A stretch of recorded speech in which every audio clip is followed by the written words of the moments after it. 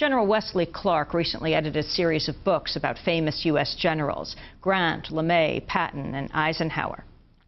When I interviewed him at the 92nd Street Y, I asked him a question about the presidency of General Dwight Eisenhower. 1953 was also a seminal date for today, and that was when Kermit Roosevelt, the grandson of Teddy Roosevelt, went to Iran and led a coup against Mohammad Mossadegh under Eisenhower. People make mistakes, and one of the mistakes that the United States consistently made was that it could intervene and somehow adjust people's governments, especially in the Middle East. I don't know why we felt that. You can understand Latin America, because Latin America was always an area in which people would come to the United States and say, you've got to help us down there. These are banditos, and they don't know anything, and they don't have a government. Just intervene and save our property. And the United States did it a lot in the 20s. Of course, Eisenhower was part of that culture. He'd seen it. But in the Middle East, we'd never been there. We established a relationship during World War II, of course, to keep the Germans out of Iran. And so the Soviets and the Brits put an allied mission together. At the end of World War II, the Soviets didn't want to withdraw.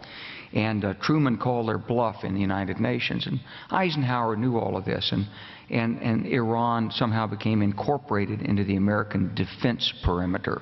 And so his view would have been, we couldn't allow a communist to take over. But wasn't it more about British petroleum? Wasn't it more about British petroleum? Oh, there are always interests. The truth is about the Middle East is, had there been no oil there, it would be like Africa.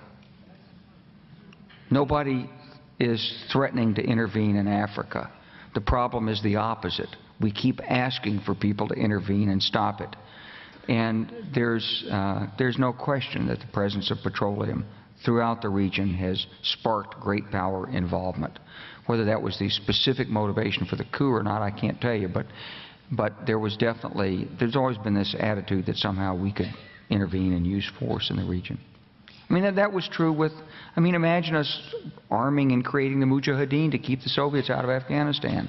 Why would we think we could do that? But we did. And, my lesson on it is, whenever you use force, there are unintended consequences. So you should use force as a last resort. Whether it's overt or covert, you pay enormous consequences for using force. I wanted to ask you about what you think of the response to Jimmy Carter's book, Peace, Not Apartheid. Well, I'm sorry to say I haven't read the book, and it's one of the things I've been meaning to read, and I just haven't. I will tell you this, that we're in a very, very difficult position in Israel. I say we because every American president has committed to the protection and survival of the State of Israel. And I think that's right, and I certainly feel that way, and I'm a very strong supporter of Israel. But somehow we've got to move off top dead center in terms of these discussions with the Palestinians. And this administration has failed to lead. They came into office basically determined not to do anything that Bill Clinton did. I think that was the basic guideline. And so they have allowed unremitting violence between Israel and the Palestinians with hardly an effort to stop that through U.S. leadership. And now it's almost too late. So Condi was over there the other day, and she didn't achieve what she wanted to achieve. And people want to blame the Saudis, but at least the Saudis tried to do something at Mecca by putting together a unity government. So I fault the administration. Jimmy Carter's taken a lot of heat from people. I don't know exactly what he said in the book, but people are very sensitive about Israel in this country, and I understand that. A lot of my friends have explained it to me, and have explained to me the psychology of people who were in this country and saw what was happening in World War II, and maybe they didn't feel like they spoke out strongly enough, soon enough, to stop it. And it's not going to happen again. General Clark, I wanted to ask you a tough question that about the journalists. Well, now that would be the first tough question you've asked me tonight.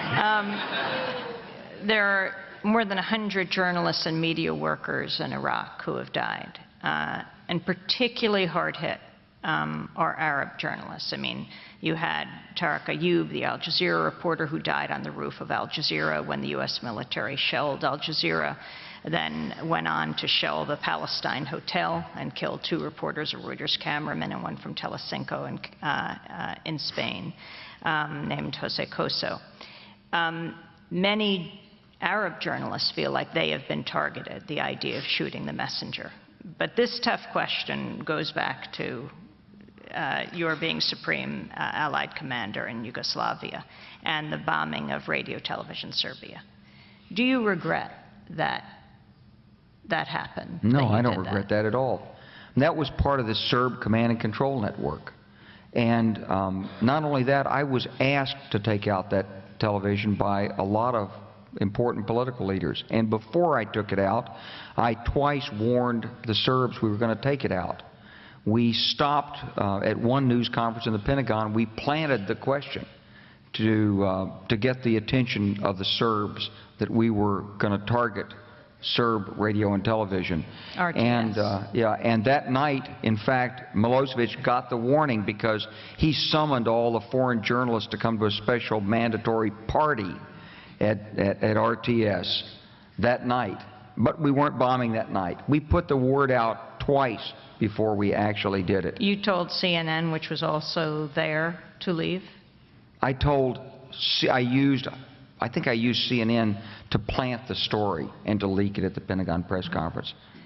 But we didn't tell anyone specifically to leave. What we told them was, it's now a target. And it was Milosevic who determined that he would keep people there in the middle of the night just so there'd be someone killed if we struck it. So we struck it during the hours where there were not supposed to be anybody there.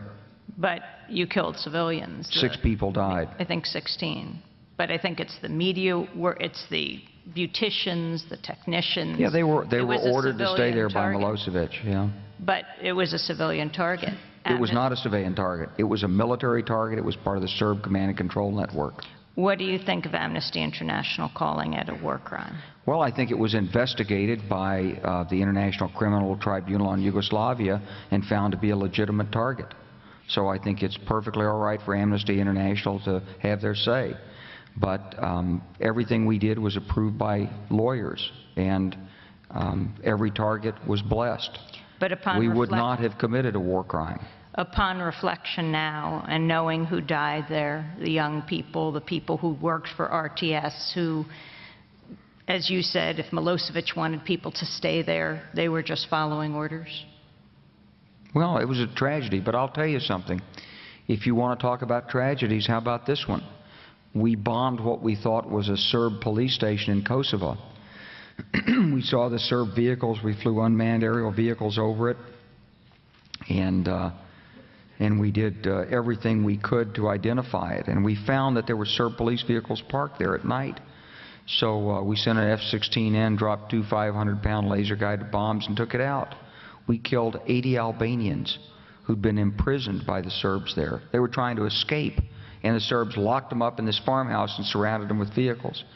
So I regret every single innocent person who died, and I prayed every night that there wouldn't be any innocent people who died.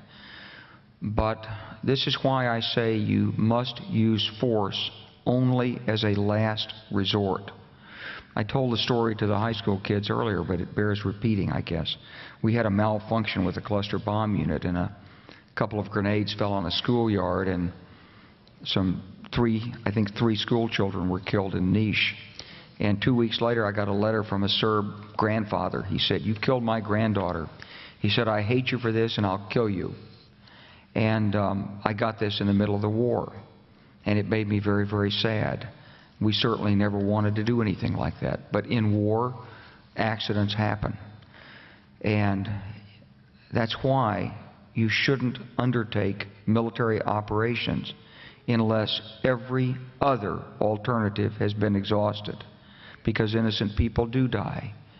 And I think the United States military was as humane and careful as it possibly could have been in the Kosovo campaign. But still, civilians died, and I'll always regret that. Do you think cluster bombs should be banned? You know, we used, I think, 1,400 plus cluster bombs, and there's a time when you have to use cluster bombs, when they're the most appropriate and humane weapon. But I think you have to control the use very carefully, and I think we did in Yugoslavia. Right now, the U.S. has rejected an international call to ban the use of cluster bombs. On Friday, 46 countries were in Oslo to develop a new international treaty to ban the use of cluster munitions by, I think it's 2008. Would you support that? Well, you know, people who are against war often make the case by trying to attack the weapons of war and stripping away the legitimacy of those weapons. I've participated in some of that. I'd like to get rid of landmines. I did participate in getting rid of laser blinding weapons, and I was part of the team that put together the agreement that got rid of laser blinding weapons. I'd like to get rid of nuclear weapons. But I can't agree with those who say that force has no place in international affairs. It simply does for this country. And I would like to work to make it so that it doesn't. But the truth is, for now, it does. And so I can't go against giving our men and women in uniform the appropriate weapons they need to fight effectively, to succeed on the battlefield, and to minimize their own casualties. Well, we'll have to leave it there. I thank you very much, General Wesley Clark. Thank you. Thank you very much. Thank you. General Wesley Clark. I interviewed him at the 92nd Street Y, the Cultural Center here in New York, on the publication of the Great General Series and Grant, LeMay, Patton, and Eisenhower. If you'd like a copy of this exclusive interview, you can go to our website at democracynow.org. You can get a DVD, or you can watch, listen to, or read the transcript at our website. On Monday, we'll be interviewing war correspondent Robert Fisk in our Firehouse studio. He's a recipient of the 2006 Lannan Lifetime Achievement Prize for Cultural Freedom. On Sunday, March 4th at 7 p.m., he'll be speaking at New York's Town Hall on West 43rd Street. Democracy Now! Is produced by Mike Burke, Sharif Abdel-Quddus, John Hamilton, Elizabeth Kress, Yoruba Richin, Aaron Matei, Jen Utes, Anurada Bagwati, Megan Whitney, Mike DeFilippo, Nick Marsilio, Miguel Noguera are our engineers. Special thanks to Jenny Filipazzo, Tim Kepler, and Dennis Moynihan. Thanks also to Angela Alston, Uri Galed, Rebecca Silver, Kieran Krug-Meadows, Jerome Bourgeois, Tori Townsend, and Samantha Chamblay. Again, if you go to our website at democracynow.org, you can sign up for our daily headlines and media alerts and find out about the stories that we are working on in the coming days. democracynow.org. I'm Amy Goodman. Thanks for joining us.